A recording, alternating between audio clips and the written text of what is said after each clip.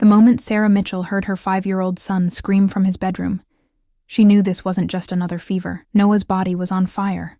104. 3 degrees and climbing, his little hands shaking uncontrollably.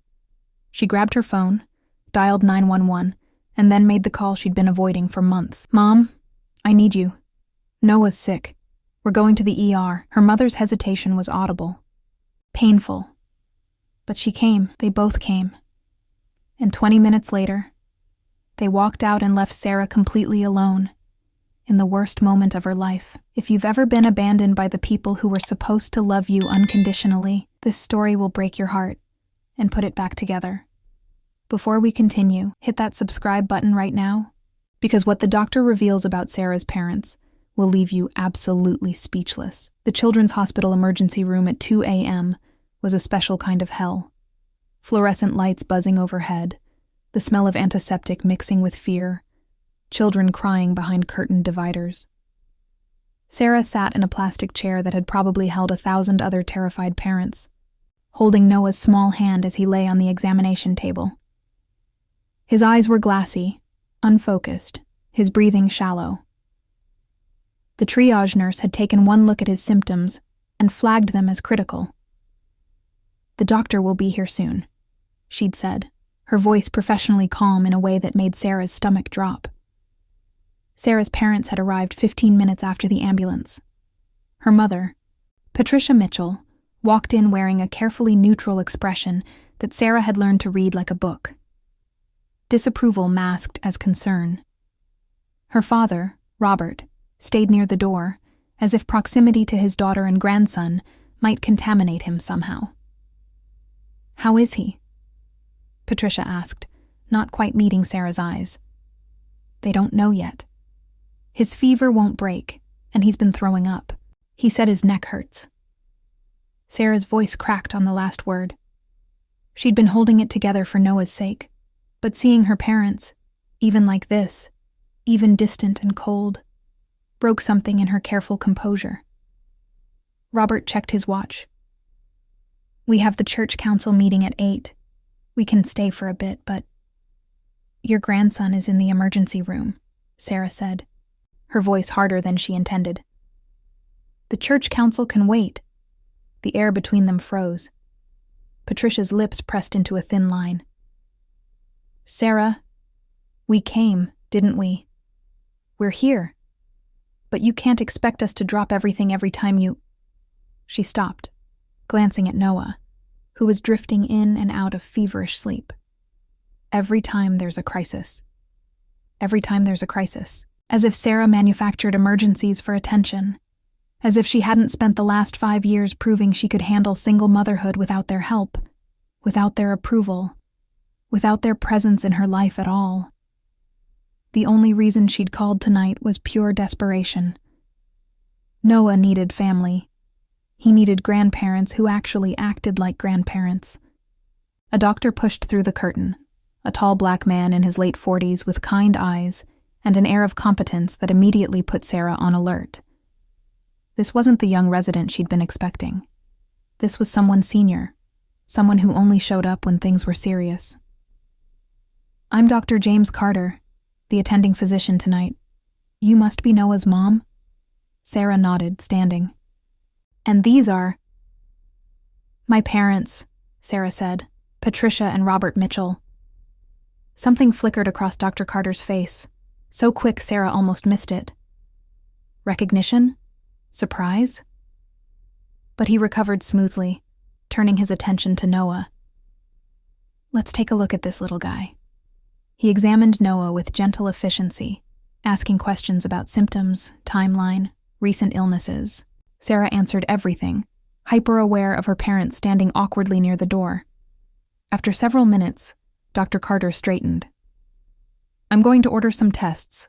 Blood work, possibly a lumbar puncture. Noah's symptoms are concerning. The high fever, neck stiffness, photophobia. I want to rule out meningitis." Meningitis. The word hit Sarah like a physical blow. She'd Googled it once, during one of Noah's previous fevers. She knew what it could mean. Brain damage, hearing loss. Death.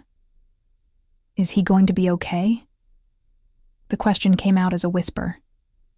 We're going to do everything we can, Dr. Carter said, which wasn't really an answer at all. The next few hours are critical. I'll need you to stay close, Mom. He's going to need you. Behind her, Sarah heard her mother shift. Robert, we really do have that meeting. Patricia's voice was low, but in the small curtained space, every word was audible. Sarah turned, disbelief freezing her features. You're leaving? Sarah, be reasonable. The doctors have it under control. You don't need us here. And the council meeting— My son might have meningitis! Sarah's voice rose, years of suppressed anger finally breaking through.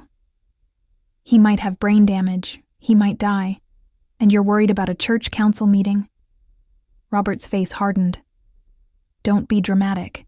The doctors will handle it. You've made it very clear over the years that you don't need our help. You chose to have this child on your own, to raise him without a father, without family support. You made your bed, Sarah. The words hung in the air like poison.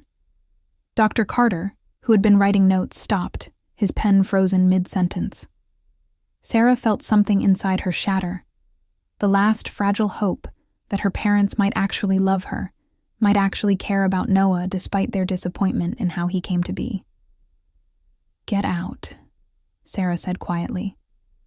If you're going to leave anyway, just go now. Don't pretend you're here for him. Don't pretend you ever were. Patricia's mouth opened, closed. For a second, Sarah saw something that might have been regret flash across her mother's face. But then Robert took Patricia's arm, steering her toward the exit. We'll pray for him, Patricia said over her shoulder, the ultimate empty gesture from people who'd spent 5 years praying Sarah would regret her choices instead of supporting her through them. And then they were gone, just like that.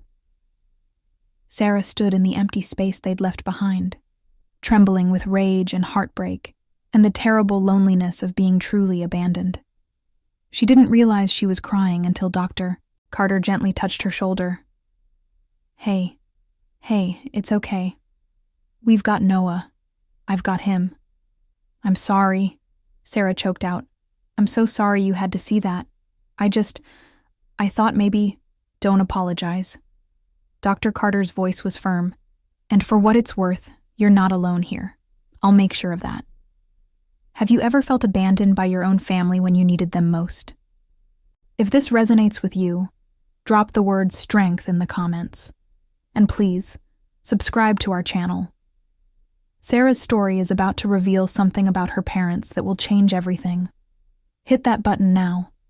The next 3 hours were a blur of tests and waiting, fear and prayers Sarah wasn't sure anyone was listening to. The lumbar puncture confirmed Dr. Carter's suspicion: bacterial meningitis, aggressive and dangerous. Noah was admitted immediately, transferred to the pediatric intensive care unit, hooked up to IV antibiotics that Sarah prayed would work fast enough. She sat beside his bed, holding his hand, watching his small chest rise and fall, remembering every moment of his 5 years of life. She remembered the day she'd told her parents she was pregnant. 27 years old, unmarried, the father already gone before she'd even taken the test. Her mother had cried, but not happy tears. Her father had asked if she'd considered other options, which was his way of asking if she'd thought about abortion without saying the word. Sarah had stood in their living room, in the house where she'd grown up, and realized she was completely alone. She remembered Noah's birth. Just her and a nurse named Maria, who'd held her hand through the contractions. Because there was no one else. No parents in the waiting room. No partner counting breaths. Just Sarah, and the overwhelming terror of bringing a life into the world with nothing but her own determination to keep it safe. She remembered the first time Noah laughed, 3 months old, at a stuffed elephant she'd waved in front of his face.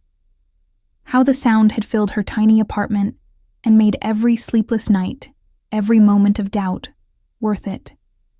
She remembered his first steps, his first word, which was "Mama, thank God." His first day of preschool where he'd turned and waved at her with complete trust that she'd be there when he came back. She'd done it all alone. Not by choice, but because her parents had made their position clear. Love came with conditions. Approval came with conformity. And Sarah, pregnant and unmarried, had violated the most fundamental rule of their carefully constructed Christian respectability. So they'd withdrawn, slowly at first, then completely. Birthday cards for Noah with no visits, Christmas gifts shipped by mail, a relationship reduced to obligatory gestures that required no actual presence, no actual love. And Sarah had told herself it was fine. She didn't need them. Noah didn't need grandparents who saw him as a symbol of shame instead of a miracle. But tonight, watching her son fight for his life, she'd cracked. She'd made the call, and they'd proven once and for all exactly what she'd always feared. Their love had limits, and she'd exceeded them. Around 5 a.m., Dr. Carter came to check on Noah. The antibiotics were working, he said. Noah's fever was coming down. The next 24 hours would tell them more about potential complications, but the immediate crisis was passing. Sarah sobbed with relief, exhaustion, and residual anger all tangled together. Dr. Carter pulled up a chair beside her, sitting in the dimly lit PICU room with the quiet beeping of monitors as background music. "Can I tell you something?" he said after a moment. Sarah nodded, too tired to do anything else. "I know your parents. Not well, but I know them. They're members at First Presbyterian, right? The big church on Maple Street?" Sarah's heart sank. Of course Dr. Carter knew them. Her parents were pillars of that community, respected and admired. Robert was on every committee. Patricia taught Sunday school. They were everything a good Christian couple should be, except when it came to their own daughter. "I'm sorry," Sarah said automatically. "Whatever they've said about me—" "They haven't said anything," Dr. Carter interrupted gently. "That's the problem. Or rather, that's what told me everything I needed to know." He paused, choosing his words carefully. "About 3 years ago, my daughter came out as gay. She was 17. My wife and I, we struggled at first. We'd been raised in conservative churches, taught certain things about sexuality and sin. But she's our daughter, and we had a choice. Love our theology more than our child, or evolve our understanding.